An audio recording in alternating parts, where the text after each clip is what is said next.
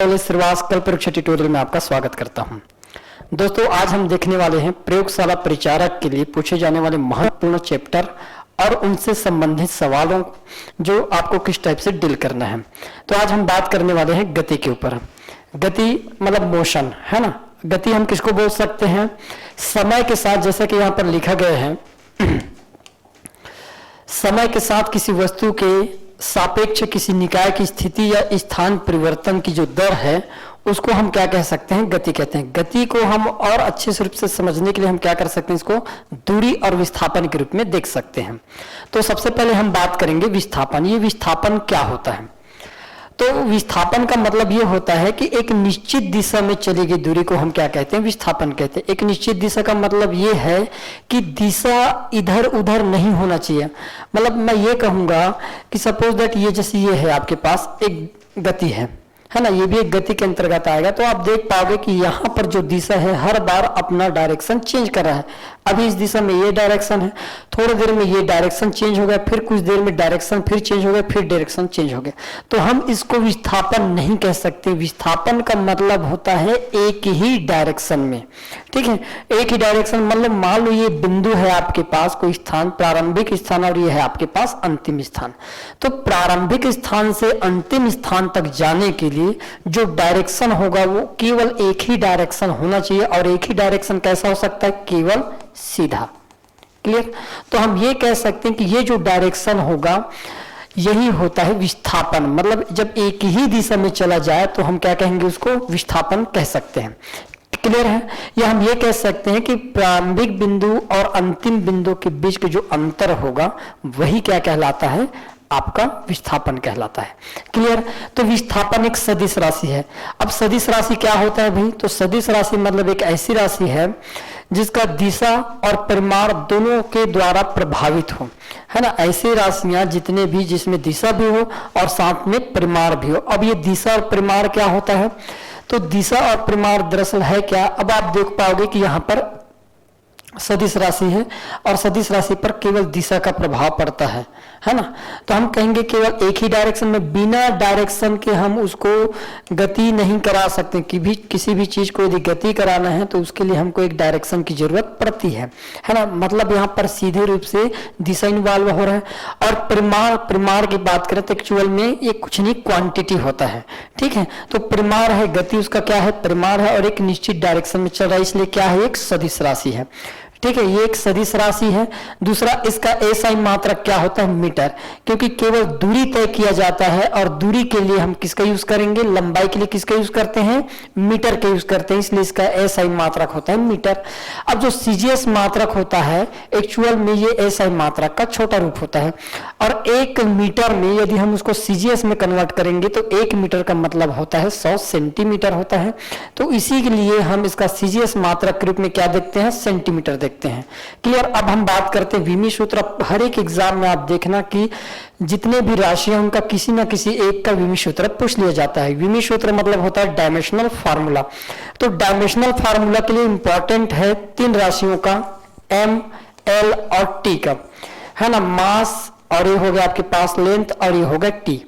इसके बिना विमी सूत्र नहीं बनाया जा सकता। क्लियर है? अब हम क्या करेंगे? जैसे कि यहां पर क्या है आपके पास विमी सूत्र के रूप में m0, l0 और t0। ये बताओ दूरी के लिए आपको द्रव्यमान की जरूरत है क्या? बिल्कुल नहीं है। इसलिए m को, जिसके मतलब मान कुछ नहीं रहता या जिसका मान है ही नहीं, उसको हम क्या करते हैं? 0 करते हैं। दूरी में क्या होता है? केवल लंबाई होता है और लंबाई के रूप में हम क्या यूज करेंगे? l, मतलब लंबाई है, इसलिए l का मान 0 नहीं हो सकता, इसलिए l का मान l के रूप में लिखा गया। इसमें समय का प्रभाव नहीं है, इसलिए t का मान भी क्या रखा गया? 0 रखा गया, क्योंकि समय का कोई लेना देना नहीं है आपके दूरी से। क्लियर है? लंबाई से कोई लेना देना, केवल यहाँ पर लंबाई को स्वैप किया जा रहा है, इसलिए आपका विमी सूत्र क्या हो जाएगा? m0, l और t0 हो जाएगा। क्लियर है? तो ये होता है आपका विस्थापन। आगे बढ़ते हैं। आपके पास नेक्स्ट है दूरी। अब दूरी क्या होता है, जैसे कि विस्थापन में भी लंबाई है और दूरी में भी लंबाई होगा, तो पथ की जो लंबाई होती है वो होती है दूरी।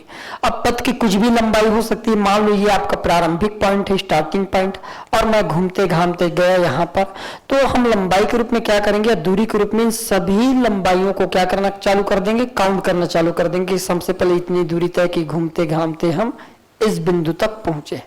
तो जितने भी पथ की लंबाई होगी उन सभी पथ की लंबाई को हम क्या कहते हैं, कुल मिलाकर दूरी कहते हैं।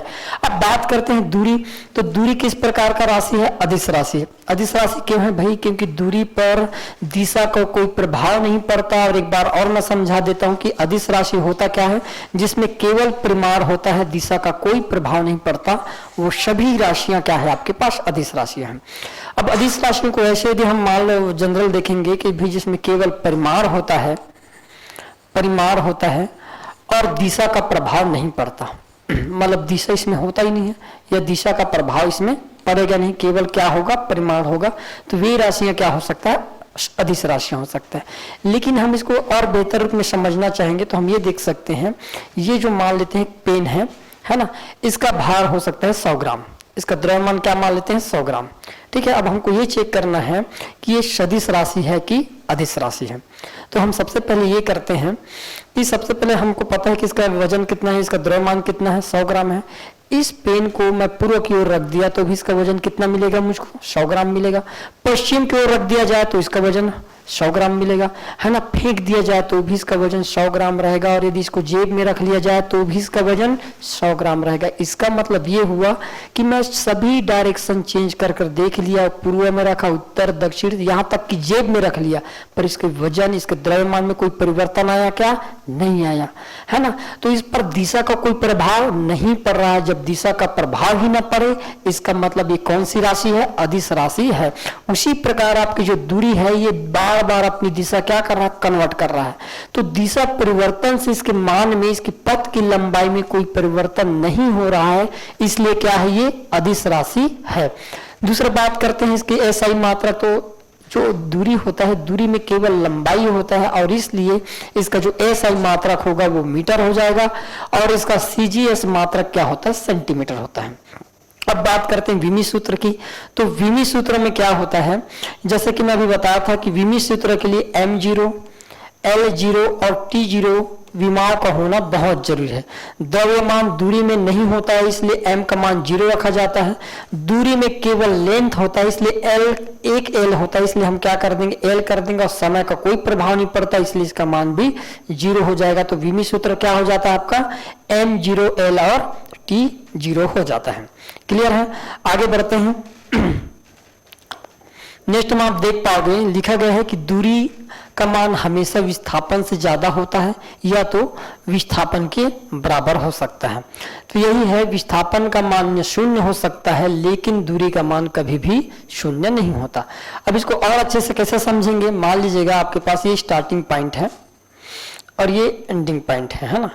अब हम ये कहेंगे कि ऐसे मान लो हम गति कर रहे हैं, तो आप गति करने पर हम देख पाएंगे कि जो विस्थापन होगा, अब विस्थापन की बात करें तो विस्थापन ये होगा, एक निश्चित डायरेक्शन में चली गई दूरी ही क्या है, विस्थापन।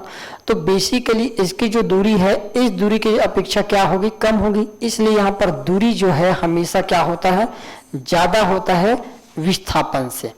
ये पहला केस हुआ। दूसरा हम बात करेंगे कि और अच्छी, ये तो पहला पॉइंट था। दूसरा पॉइंट ये है, मान लो मैंने कहा ये स्टार्टिंग पॉइंट है और ये आपका एंडिंग पॉइंट है, यदि यही डायरेक्शन में यदि हम दूरी को भी चलाएं तो उतनी ही दूरी तय किया जाएगा, और विस्थापन भी चूंकि इसी डायरेक्शन में होगा, इसलिए विस्थापन का मान भी हमेशा किसके बराबर हो सकता है, दूरी के बराबर हो सकता है। तो दोनों रूपों को हम देख चुके हैं कि ये दूरी का मान एक तो विस्थापन से हमेशा ज्यादा होता है, दूसरा दूरी और विस्थापन दोनों बराबर भी हो सकते हैं, और तीसरा पॉइंट ये भी देखना है हमको कि विस्थापन का जो मान होता है वो 0 हो सकता है ना। जो विस्थापन है आपका, इस विस्थापन का मान हमें 0 हो सकता है, लेकिन कभी भी दूरी का मान याद रखना 0 नहीं होता, इक्वल नॉट 0। कभी भी जो दूरी है वो 0 हो ही नहीं सकता। इसको और कैसे समझेंगे, मान लीजिएगा यहाँ पर एक घर है ना, एक व्यक्ति यहाँ से गया घर से निकल कर यहाँ दुकान जाता है और दुकान से फिर वापस घर आ जाता है। क्लियर? तो मैंने कहा यदि घर से निकला और दुकान गया और दुकान से फिर यदि घर आ गया तो आप देख पाओगे विस्थापन के केस में हम देखेंगे कि जहां था वो वापस घूम फिर कर दुकान से फिर वहीं पर आ गया, तो विस्थापन के यहाँ पर मान क्या हो जाएगा? एक्चुअल में 0 हो जाएगा।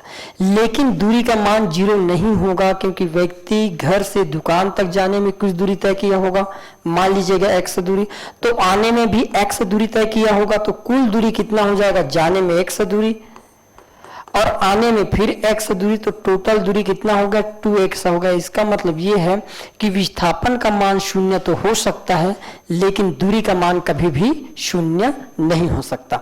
अब हम एक बार फिर से दूरी और विस्थापन को वृत्तीय गति में देख लेते हैं, क्योंकि जितने भी एग्जाम में सवाल बनते हैं यहाँ दूरी विस्थापन से, वो वृत्तीय गति बेस पर ही बनाया जाता है। क्लियर है? अब हम एक वृत्तीय मार्ग पर बात करेंगे और वृत्तीय मार्ग के 1/4 चक्कर के बारे में देखेंगे। सबसे पहले दूरी को भी देखेंगे और विस्थापन को भी देखेंगे।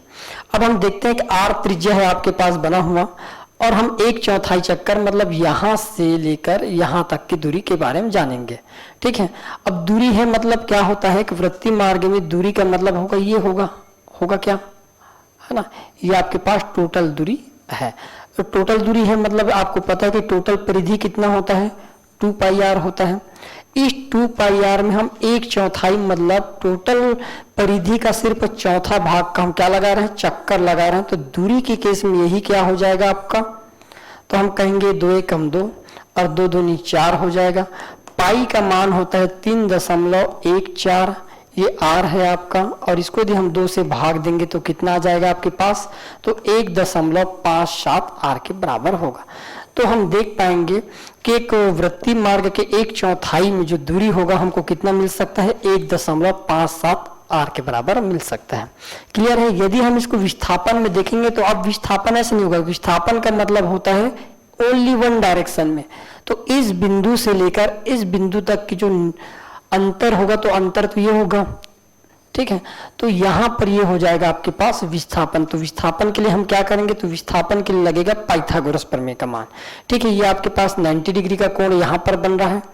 अब हम हल करेंगे कि ये लंब है और ये आधार है, तो आपको पता है हमको कर्ण निकालना, और कर्ण ही आपके पास एक्चुअल विस्थापन है। तो कर्ण का वर्ग बराबर हो गया लंब का वर्ग प्लस आधार का वर्ग। क्लियर है? अब कर्ण का वर्ग आपको निकालना है, तो कर्ण का वर्ग बराबर लंब का वर्ग क्या है आपके पास? r का स्क्वायर हो गया, प्लस फिर आपके पास आधार का वर्ग मतलब r का स्क्वायर, और आगे हल करेंगे तो ये हो जाएगा 2r का स्क्वायर, और यहाँ के वर्ग को पक्षांतर करने पर ये अंडर रूट हो जाएगा। तो क्या बाहर निकल जाएगा? r, और अंडर रूट 2 बच जाएगा।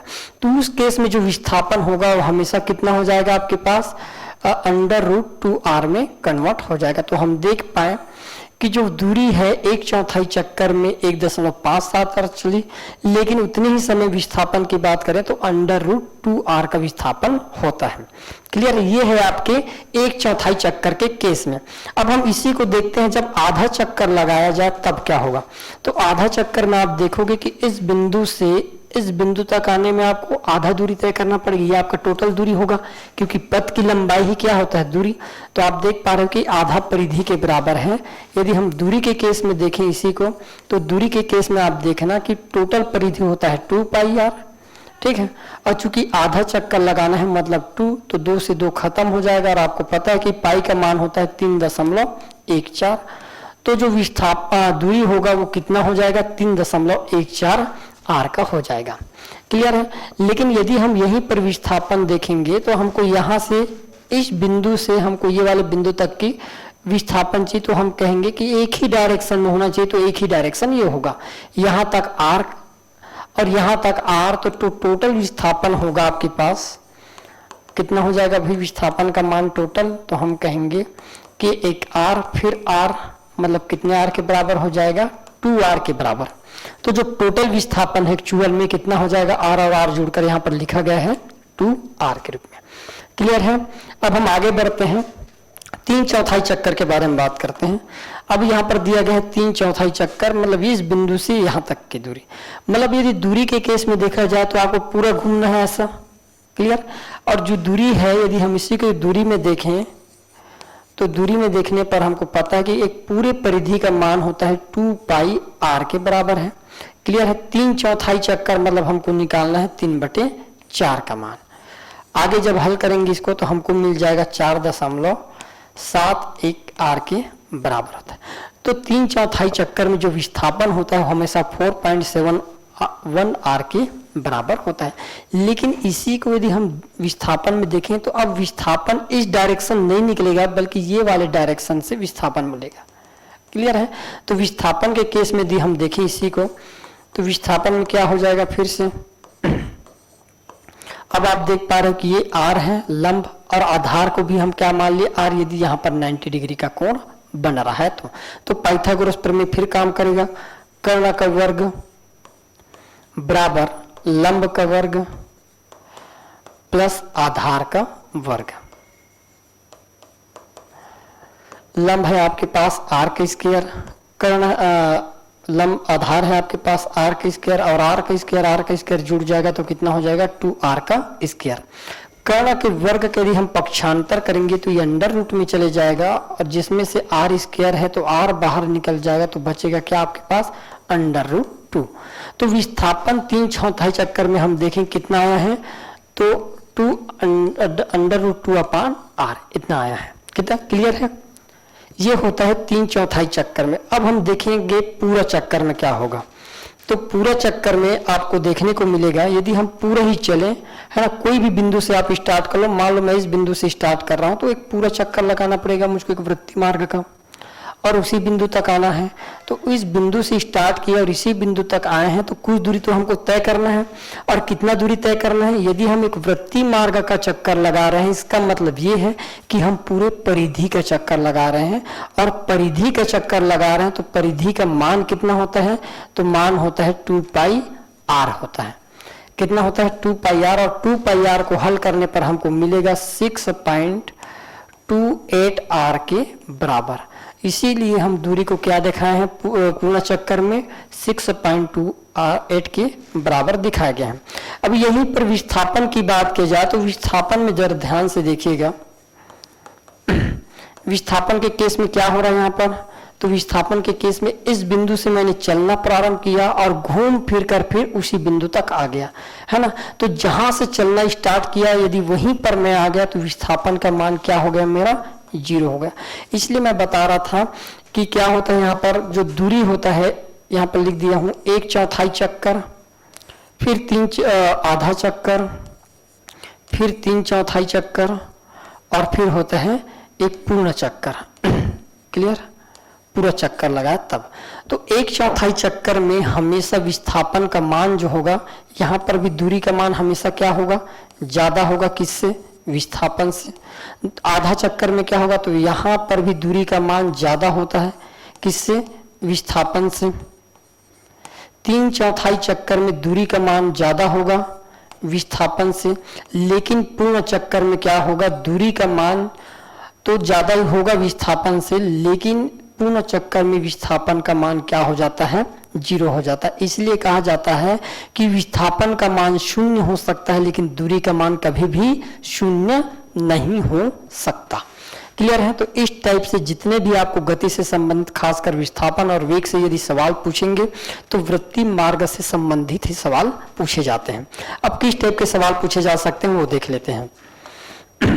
अब आपके पास पहला सवाल है, एक वृत्तीय गति के एक चक्कर में चली गई दूरी और विस्थापन के बीच का अनुपात क्या होगा। अब पूरा एक चक्कर लगाए, मान लो एक वृत्तीय मार्ग बना देते हैं, ठीक है। अब वृत्तीय मार्ग में हम देखेंगे कि इस बिंदु से हमको घूम फिरकर इसी बिंदु तक आना है, मतलब पूरे परिधि का चक्कर लगाना है। तो दूरी क्या हो जाएगा यहाँ पर, तो दूरी का मान हो जाएगा यहाँ पर, पूरी परिधि का चक्कर लगाना है मतलब 2 पाई r के बराबर लगाना है। क्लियर। और अनुपात पूछा है तो हम क्या लिख देंगे नीचे में, विस्थापन। क्लियर। अब विस्थापन में आप देखोगे कि इस बिंदु से मैंने चलना प्रारंभ किया और घूम फिर कर फिर से उसी बिंदु तक आ गया, मतलब जहां था मैं फिर से वहीं आ गया, मतलब विस्थापन कितना हुआ, 0 हो गया। अतः दूरी और विस्थापन को जो अनुपात निकलेगा, आपको पता है किसी भी राशि को जब 0 से भाग दिया जाता है तो अनुपात हमेशा कैसा मिलेगा, आपको अनंत मिलेगा। इसलिए आपका आंसर हो जाएगा ऑप्शन नंबर 4 अनंत। क्लियर है। नेक्स्ट सवाल की ओर बढ़ते हैं। आपका नेक्स्ट सवाल है, एक वृत्तीय गति के एक चक्कर में विस्थापन तथा दूरी के बीच का अनुपात क्या होगा। ये वही सवाल है ना। ये आपके पास वृत्तीय गति है, हमने यहां से चलना प्रारंभ किए और पुनः इसी बिंदु पर आ गए, मतलब हमारा जो विस्थापन हुआ वो कितना हो गया, 0 हो गया, है ना। जहां थे हम वहीं पर आ गए, मतलब हमने कोई विस्थापन नहीं किया, हो गया कितना, 0 हो गया। लेकिन दूरी की बात करें तो दूरी में हम क्या देखेंगे, हम पूरे परिधि का एक चक्कर लगाएंगे और पूरे परिधि का मान कितना हो जाएगा यहाँ पर, तो पूरी परिधि का मान होता है आपके पास 2 पाई r के बराबर होता है। क्लियर है। अब हमको इतना पता है कि जब किसी 0 को हम कोई भी अंक के साथ भाग देते हैं तो उसका मान हमेशा क्या हो जाता है, 0 आ जाता है। अतः विस्थापन और दूरी का जो अनुपात होगा वो हमेशा क्या हो जाएगा, 0 हो जाएगा। क्लियर है। नेक्स्ट सवाल की ओर बढ़ते हैं। अब आपका नेक्स्ट सवाल ये है कि एक धावक एक वृत्ताकार मैदान का एक चक्कर 24 सेकंड में पूर्ण करता है। यदि धावक वृत्ताकार मैदान का चक्कर लगातार 1 मिनट तक लगाता है तो धावक का विस्थापन क्या होगा। हम क्या करते हैं कि वृत्ताकार मैदान बना लेते हैं। ये आपका एक वृत्ताकार मैदान है। अब हम ये देखें कि यहां से यदि चलना प्रारंभ किए तो एक चक्कर लगाने में कितना समय लिया, पूर्ण एक चक्कर लगाने में आप कहोगे 24 सेकंड का समय। कितना समय ले लिया, 24 सेकंड का समय लिया जाता है। क्लियर है। एक चक्कर लगाने में 24 सेकंड का समय लिया जाता है। हमारे पास हमको कितना मिनट तक चक्कर लगाना है, 1 मिनट तक चक्कर लगाना है। यदि एक चक्कर लगाने में 24 मिनट तो 1 मिनट मतलब कितना होता है, 60 सेकंड। और 60 को 24 से भाग देंगे तो कितने चक्कर लगाएंगे हम, तो 24 कम 24, 24 दूनी 48 और 24 का 2.5 गुना कितना हो जाता है, 60। मतलब हमको कुल मिलाकर कितने चक्कर लगाना है, 2.5 चक्कर लगाना है। और 2.5 चक्कर में ये देखना कि हमारा विस्थापन क्या हो जाएगा। क्लियर। इन 2.5 चक्करों का विस्थापन देखना है। तो हम पहली बात करते हैं कि हमने सबसे पहले यहां से चालू की, ये पूरा एक चक्कर हुआ और एक चक्कर मतलब हम जहां थे वहीं पर आ गए। दूसरी बार हम फिर से रनिंग करते हैं, फिर से दूसरा चक्कर लगाते हैं और एक दूसरा चक्कर लगाएंगे तो फिर हम वहीं का वहीं आ जाएंगे। अब हम आधा चक्कर लगाएंगे और आधा चक्कर के लिए हम क्या करेंगे, ऐसे घूमते जाएंगे और इस बिंदु पर आकर हम क्या करेंगे, रुक जाएंगे। तो आप देखोगे कि विस्थापन कितना हुआ, तो ये आपका केंद्र है, तो विस्थापन यहाँ तक r त्रिज्या है और ये भी आपके पास क्या है, त्रिज्या है। मतलब टोटल विस्थापन कितना हुआ, तो आप कहोगे r प्लस r कितना हो जाएगा, टोटल 2r के रूप में विस्थापन हो जाएगा। यदि r त्रिज्या है तो आपका राइट आंसर कितना हो जाएगा, ऑप्शन नंबर दूसरा 2r आपका राइट आंसर हो जाएगा। क्लियर। नेक्स्ट सवाल की ओर बढ़ते हैं। r त्रिज्या का पहिया सड़क में लुढ़क रहा है। पहिए और सड़क के संपर्क बिंदु का आधे चक्कर का आपको क्या ज्ञात करना है, विस्थापन ज्ञात करना है। अब मान लेते हैं हमारे पास एक पहिया है, ये वाला, इसका केंद्र है, और एक और पहिया देख लेते हैं, ये वाला। ये हमारा एक सड़क है। हमने यहां से स्टार्ट किए और जब लुढ़कते हुए कहां पर आ गए, आधे चक्कर का मतलब है ना, घूमते हुए इस बिंदु पर आ गई है। एक चक्कर ऐसे घूमेगा तो वहां तक चले जाएगा। अब हम देखेंगे कि कितना विस्थापन हुआ, तो ये आपकी एक लेंथ है। अब हम ये कह सकते हैं कि भाई ये त्रिज्या होगा, यहाँ तक r होगा, यहाँ तक ये भी r होगा। मतलब टोटल देखा जाए तो ये हो गया आपके पास 2r के बराबर हो गया। अब हम देखेंगे कि आपको पता है कि पूरे सर्कल की जो परिधि है उस परिधि का मान होता है 2 पाई r के बराबर होता है। क्लियर। पूरे परिधि का मान 2 पाई r के बराबर होता है, तो आधा परिधि का मान कितना हो जाएगा, आधा कर देंगे तो हो कितना जाएगा एक्चुअल में, पाई r के बराबर। मतलब मैं इस बिंदु से चलना चालू करूं और ये वाला बिंदु यदि यहाँ ऊपर में आ गए, मतलब विस्थापन कितना हुआ है मेरा, तो आप कहोगे पाई r के बराबर। हुआ है, कितना हुआ है, पाई आर के बराबर हुआ है। तो अब हमको ज्ञात करना है क्या, लेंथ ज्ञात करना है। लेंथ के लिए हम क्या लगाएंगे, ये वाला पॉइंट जाएंगे। तो यहाँ पर आप देख पा रहे हो कि 90 डिग्री का कोण यहाँ पर बन गया। अब आपको पाइथागोरस प्रमेय लगाना। पाइथागोरस प्रमेय के लिए हम क्या करते हैं, कर्ण का वर्ग क्या कर देंगे यहाँ पर भाई, कर्ण का वर्ग बराबर होता है लंब का वर्ग प्लस आधार का वर्ग। अब आपके पास आधार लंब क्या है, आपके पास 2r है, तो हमने लिख दिया यहाँ पर 2r का स्क्वायर प्लस आधार क्या है, पाई आर, तो हम लिख सकते हैं यहाँ पर पाई आर का स्क्वायर बराबर ये है आपके पास कर्ण का स्क्वायर। क्लियर है। आगे हल करने पर आपको दिखेगा कि 2r का स्क्वायर मतलब हो, हल करने पर कितना हो जाएगा, 4r का स्क्वायर प्लस पाई आर का स्क्वायर मतलब हो जाएगा पाई स्क्वायर और ये हो जाएगा आर स्क्वायर। ये है आपके कर्ण का वर्ग बराबर। हमको केवल कर्ण चाहिए, तो कर्ण के लिए हम क्या करेंगे, वर्ग का पक्षांतर करेंगे और वर्ग का पक्षांतर करने के कारण ये अंडर रूट में आ जाएगा 4r का स्क्वायर प्लस पाई स्क्वायर और r का स्क्वायर। अब आपको ये देखना है कि क्या इन दोनों पदों में कोई कॉमन है, तो आप देख पाओगे कि r स्क्वायर और r स्क्वायर कॉमन है, इसलिए r स्क्वायर को हम क्या कर लेते हैं, बाहर निकाल लेते हैं। तो कर्ण बराबर हो जाएगा, r कॉमन बाहर निकल गया तो अंदर में क्या बच गया आपके पास, 4 प्लस पाई का स्क्वायर, और यही हो जाएगा आपका राइट आंसर। ऑप्शन नंबर कौन सा है, यहाँ पर पहले पाई को लिख दिया गया है, इसलिए आपका राइट आंसर हो जाएगा ऑप्शन नंबर दूसरा। तो इस टाइप के सवाल प्रयोगशाला परिचारक के रूप में पूछा जाता है। तो नेक्स्ट वीडियो के लिए आप है ना हमारे YouTube चैनल को सब्सक्राइब जरूर कीजिएगा। धन्यवाद।